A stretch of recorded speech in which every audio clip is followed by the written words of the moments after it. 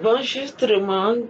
Good morning, everyone. Good day, everyone. Okay, my name is Dr. Kemi Adetuyi-Olu-Francis of the Department of Arts Education, University of Lagos.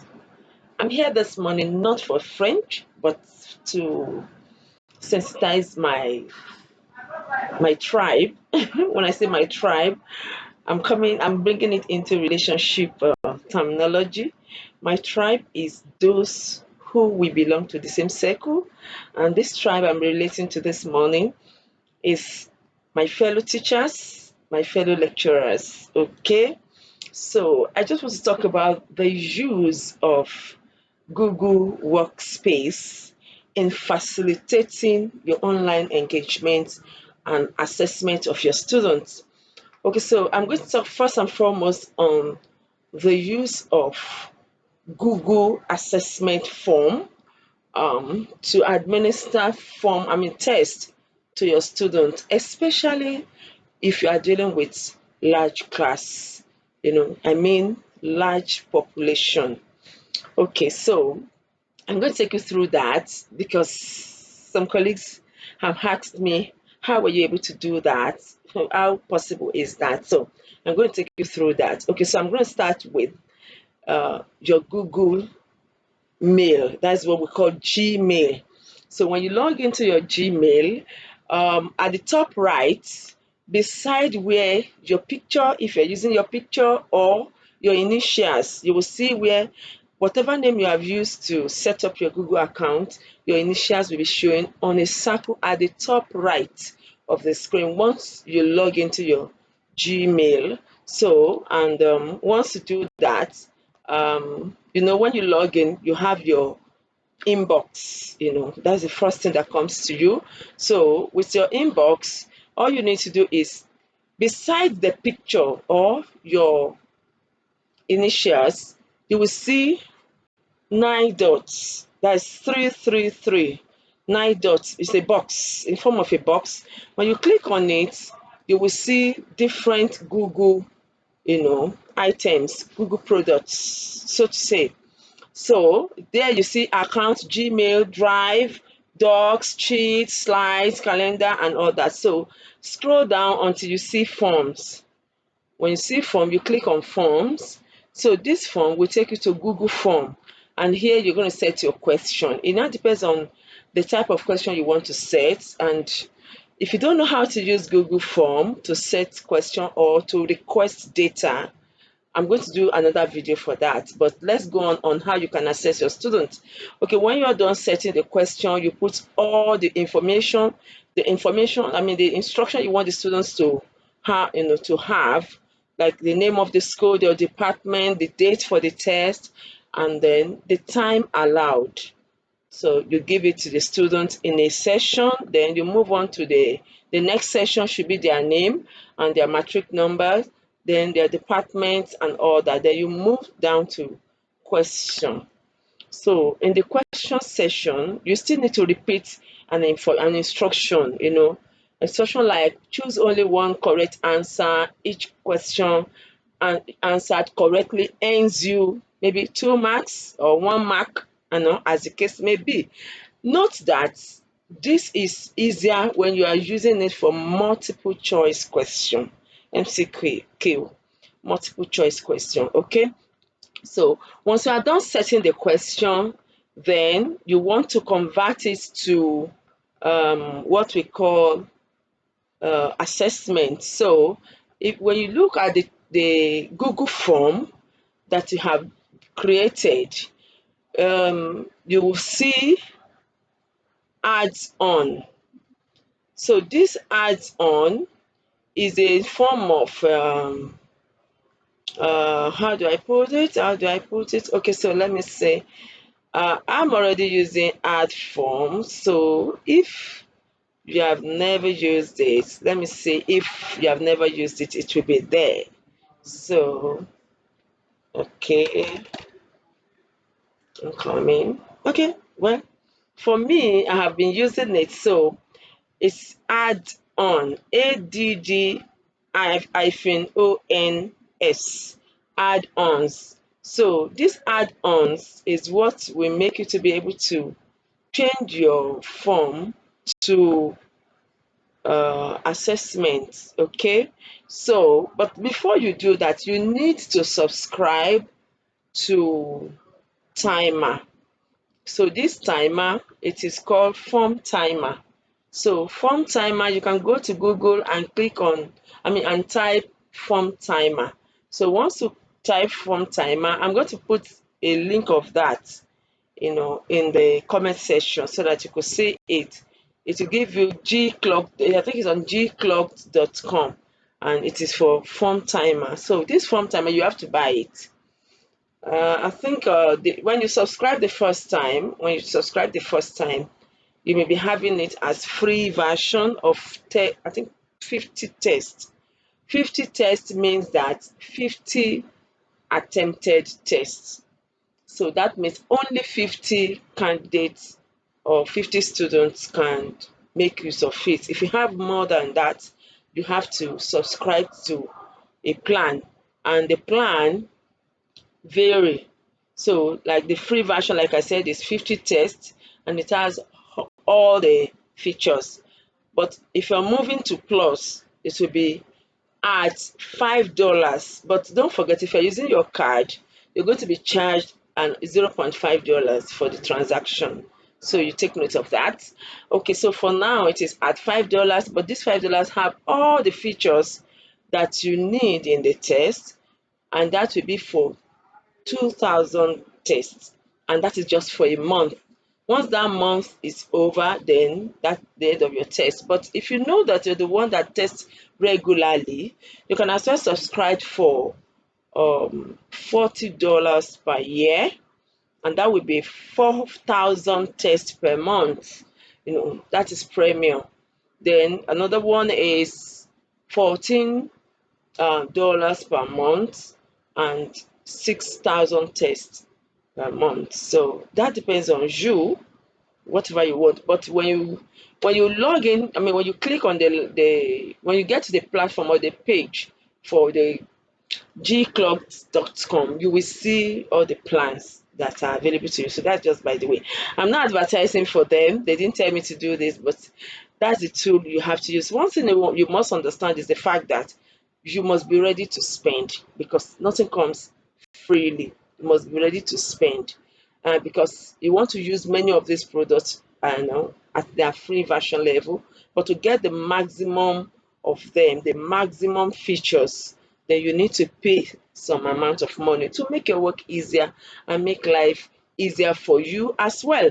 Okay, so let's move on to what next to do from your test page. So like I said, when you get to your test page, you will see that add-ons. So when you click on add-ons, you will see, once it is after you have subscribed for form timer on gclock.com. So I've said I'm going to put a link in the comment section. Okay, so when you click on that arrow, the arrow is facing up. It's a fat arrow, different from all the arrows you can see on your screen on your test page, on your Google form page, so to say. So the two arrows that are there before the add-ons is the arrow for undo and the arrow for redo. So the arrow for undo is curved and facing your left.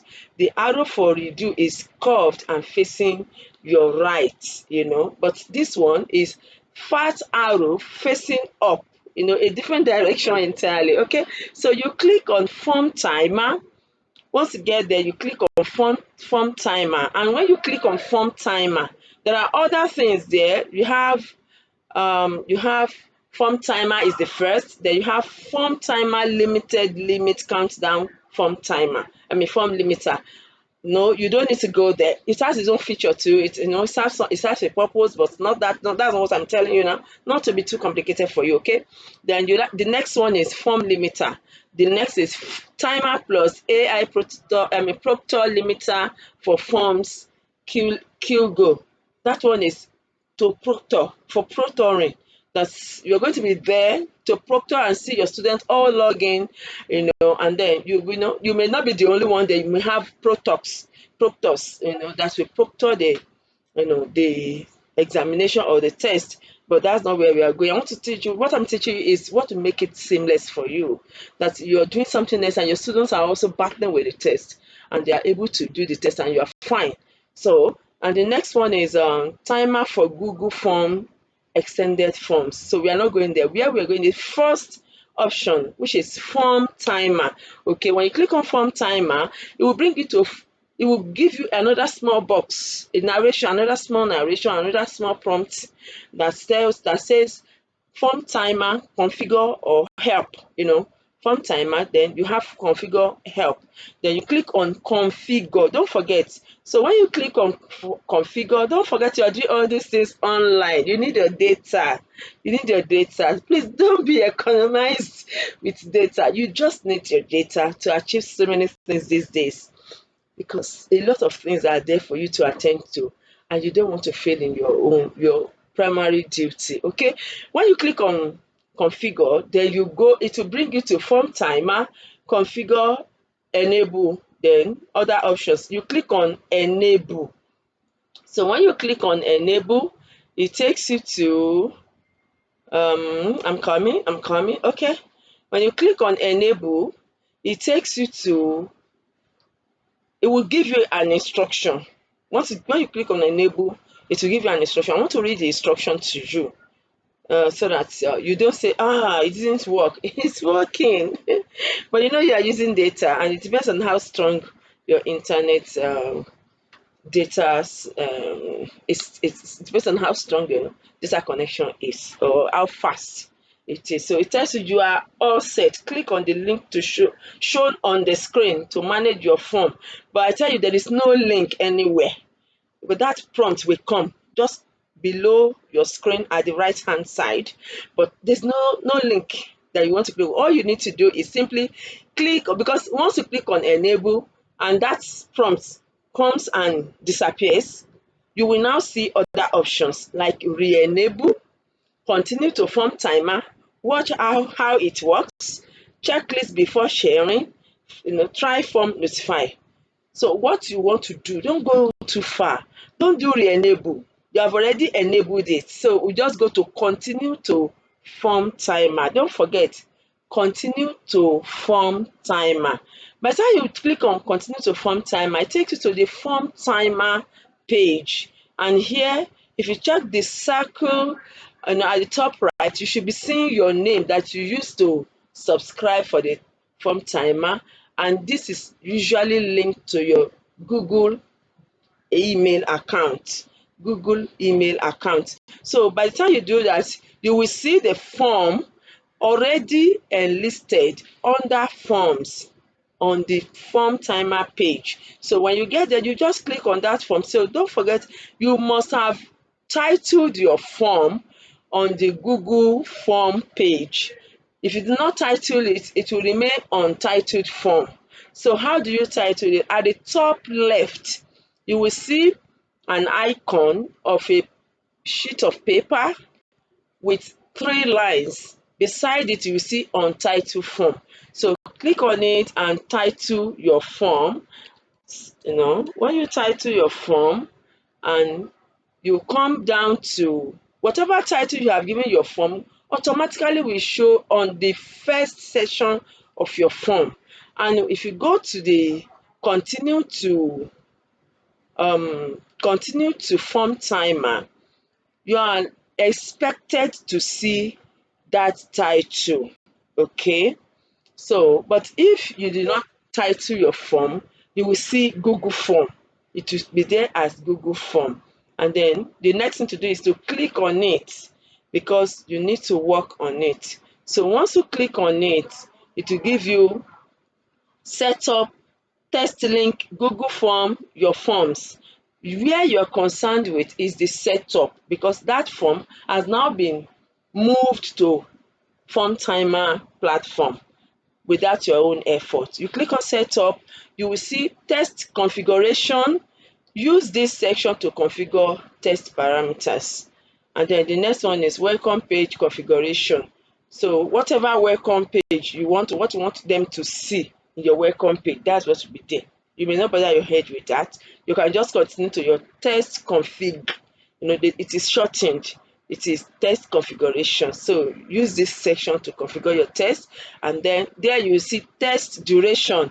So you will now set the duration of your test. Now, what does that imply? You want your students to have this test, assuming they are coming physically for 30 minutes, that this test you have set for them, you want them to have it for 30 minutes. You want them to have it for 10 minutes, 5 minutes, 15 minutes, depending on the level of difficulty of the test. So you are the one that set the test. You know how long you expect your students to attempt the test. And don't forget, they are on their own. So if you give too much time, you give them room to cheat, and you give them room also not to be able to finish their test, because they will think they have all the time, but their time is ticking. And if they are so smart, some of them will be able to cheat, easily. So this is online. You don't give them as much time as you would if they are doing it physically. So you reduce the time. If it's a test that ordinarily should be for 30 minutes, we advise that you give them 70% of the expected time for a real physical time. Okay, so 70% is fine. So they do it on their toes. They know nobody is here, but the time is there to checkmate them. Okay, so we move on. You set the time, then you see an icon, another instruction down with a red dot. It says continue after timeout. So you have to leave it. You check. If it is checked, then they continue after timeout. But if you do not want them to continue after timeout, so you will uncheck it. So as it is checked, it means they will continue after timeout. But if it is unchecked, then they cannot continue after timeout. Okay, then timer control. Timer control is about when you want the form to be open and when you want the form to be closed. So here, you want to give them this test for them to attempt it at their own time, not at one particular given time. So it is asynchronous. So it is not synchronous. It is asynchronous because they can attempt it at their own time, at a different time, but all of them must attempt it. So you can open the test for 24 hours. 24 hours. So you come there, you see timer control, you click on it, you will see choose start date. Then when you click on the icon beside it, which is a calendar, you will now see the start date and time. Then when you are done choosing, you will now click OK. You click OK. There's a button there that is tick. You tick the button, and then you go to the close dates. You also click OK, and don't forget to save. Down the bottom of the page, you will see save. If you do not save, then you have not configured the test. Don't forget to save. These are critical things to do. Number one, you go to your the arrow on top of your Google form, which is the add-ons. Click on it. When you click on it, you click configure. After configure, you click enable. After enable, you click continue to form timer. When you get to continue to form timer, you click setup. Then after you get to setup, you click on test config, which is test configuration. Then you set your time. After setting your time, you check the continue after timeout. You disable it. You disable continue after timeout, and then you go to time controls to set when you want the time to be open, the duration of the time.